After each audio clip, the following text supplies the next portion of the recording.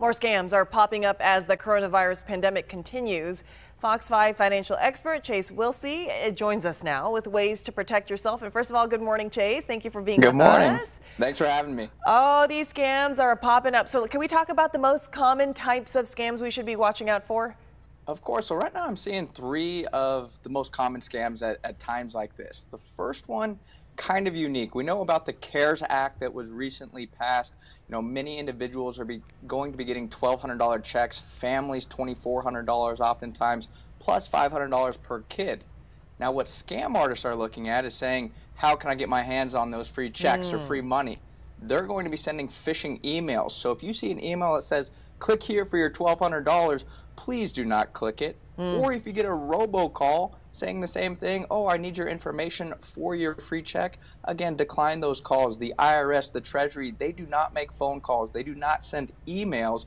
Everything is done by direct mail. And by the way, if you already filed your taxes electronically, they have your bank account on file where they sent your refund. So again, don't fall for that scam. Right, right. And even text messages. I feel like I've seen people starting to circulate those like, hey, is this true? So that would be kind of the same thing.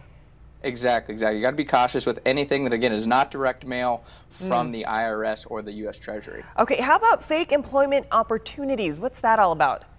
Yeah, so again, we saw this back in 2008, 2009 when unemployment rose, and of course we saw 6 million people, over 6 million people file for unemployment yesterday, this past week. So again, unemployment's on the rise here. Don't fall for anything that says, hey, you need a quick buck, you need some extra cash, here's a great idea. I mean, last year alone, we saw scams for fake checks over $28 million.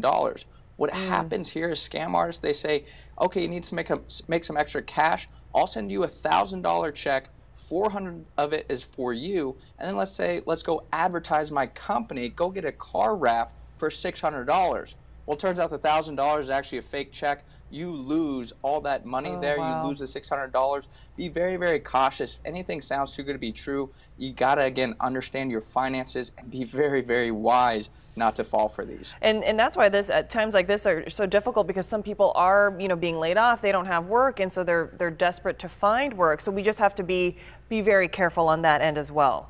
Exactly. Okay, how about investment scams? This is the one that actually scares me the most. I mean, you see a lot of stock market volatility right now, and people are, oh my gosh, I can't handle this volatility. I can't handle stocks anymore. And they start to fall for these private placements, these real estate deals that are actually Ponzi schemes. They're not true investments. And what I look at is in 2008, Ponzi schemes were found out to be about $23 billion. As a reference point, this was a higher one, by the way, in 2019, $3 billion. So you see elevated levels of Ponzi schemes when people are scared, when they don't want to invest, when they're not educated about the investment process. That's when they're the most at risk, and that's when they fall victim to these. You have to, again, understand your investments. We're going to get through this. I keep telling our clients that we will get through this.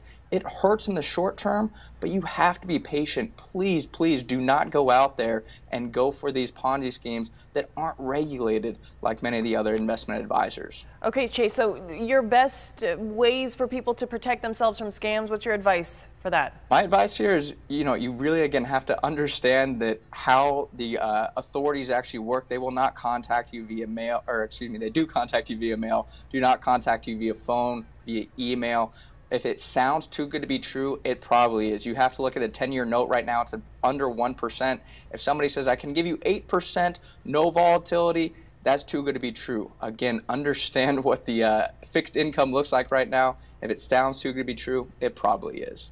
Oh my goodness, we hear that all the time, whether or not we are in a crisis or not. If something sounds too good to be true, it likely is, and it's better to be safe than sorry. Exactly. I understand who you're working with too. Very, very important on that front. All right, Chase, thank you so much for that. Thanks for having me. City leaders